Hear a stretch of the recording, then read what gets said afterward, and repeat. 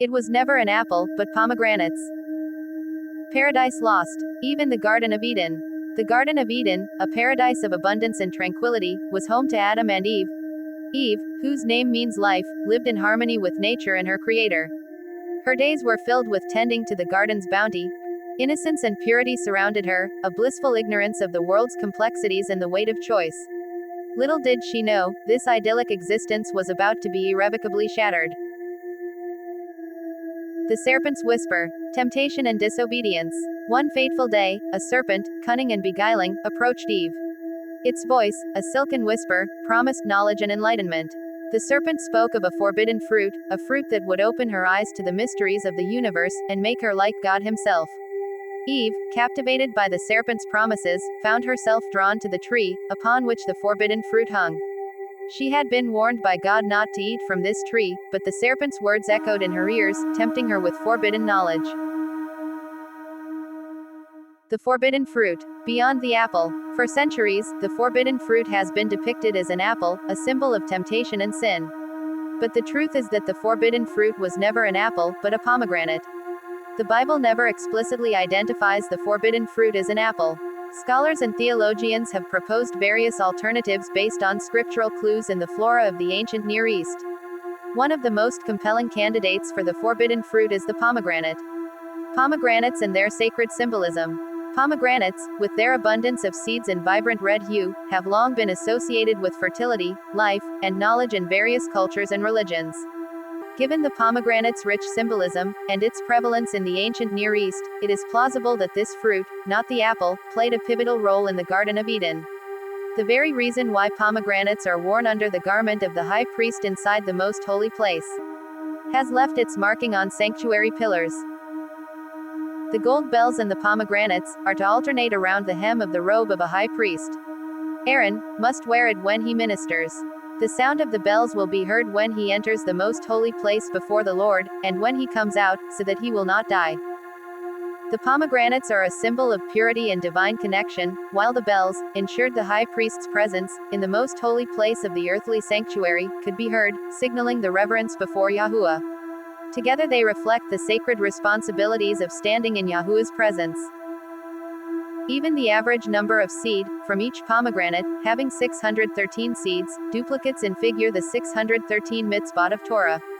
Interestingly, a 2006 experiment by Columbia graduate student Alexander Haubold seemed to confirm this. Haubold gathered data by counting the seeds of 206 pomegranates sourced from around the world. The average number of seeds calculated from the sample size was exactly 613. The 613 mitzvot, that is running in the background, is contained in the Torah, and they guide Jews on how to live a good life. Mitzvot means commandments, plural. Mitzvah means commandment, singular. The Orthodox Jews believe that the 613 mitzvot are God's direct words to Moses, which give them right and wrong ways to live, and cover all areas of life, including how to dress, what to eat and how to worship God.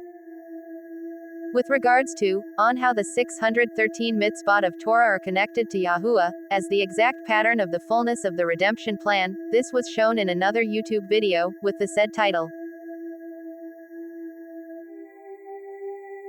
How the forbidden fruit pomegranates unlocked the enmity against sin, in Genesis 3:15's first gospel. Through the pomegranates, plural. For the very reason that the first couple have eaten one pomegranate each.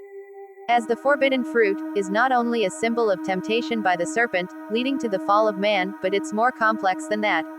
Because the words pomegranates, through its code, unlocked enmity against sin, the enmity between two classes, the enmity between Satan and the woman, line upon line, including enmity between the seed of the woman, and between the seed of the serpent.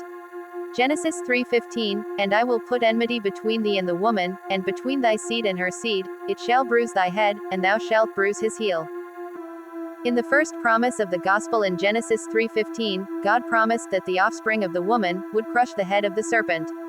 The reason why the fulfillment of God's promise in Genesis 3:15 has been unlocked through this pomegranate's marking on sanctuary wall, in Jeremiah 52:23's 96 pomegranates, on a side, for a total of 100 pomegranates upon the network. Wherein this 96 pomegranates disclose the 96 marking, as the enmity between Jesus Christ and Satan, line upon line, as manifest through their names, that met history. First, it was the serpent that bruised the woman's heel, which took place year 96 from creation. The temptation of Adam and Eve by the serpent. Year 96 from creation belonged to 12th heaven's day from creation, which lies from year 88 to year 96. See chart in the background. Note, by applying God's own timetable, in Leviticus 25 8 Sabbaths of years from creation, gave us accurate conversion of one heaven's day period and its equivalent in earth years. That was 8 years to one heaven's day period. And by applying the said conversion, have filled up all the missing links in chronology, from creation to antediluvian world, until our present generation, accurately in line with all the recorded genealogies in Genesis. This 6,000 years chronology from creation is shown in another YouTube video entitled 6,000 Years Chronology versus Million Years Theory from Creation.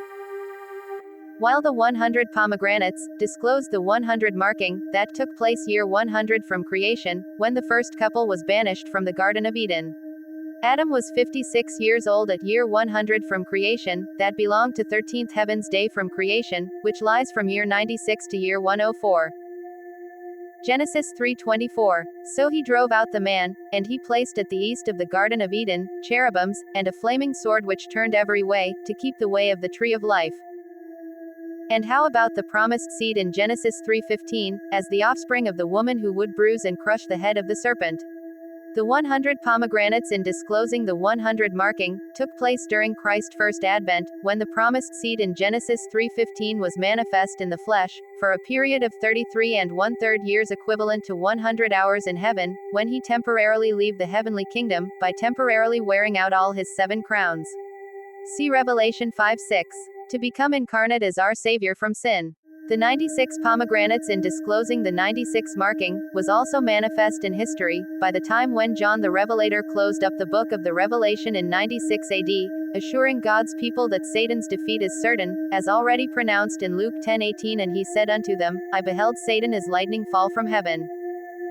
Chapter and verse location of Luke 10:18 disclosed the 180 marking, as the remaining 180 years allotted to Satan, from 1848 AD, when both the seal of the living God, Revelation 7:2-3, and mark of the beast, Revelation 13:16-17, started competing each other, that would last until 2028 AD. Satan was a defeated foe during the outpouring of the sixth plague, judgment at the sanctuary, when the battle at Armageddon takes place, Revelation 16:12-16, by 2028 AD.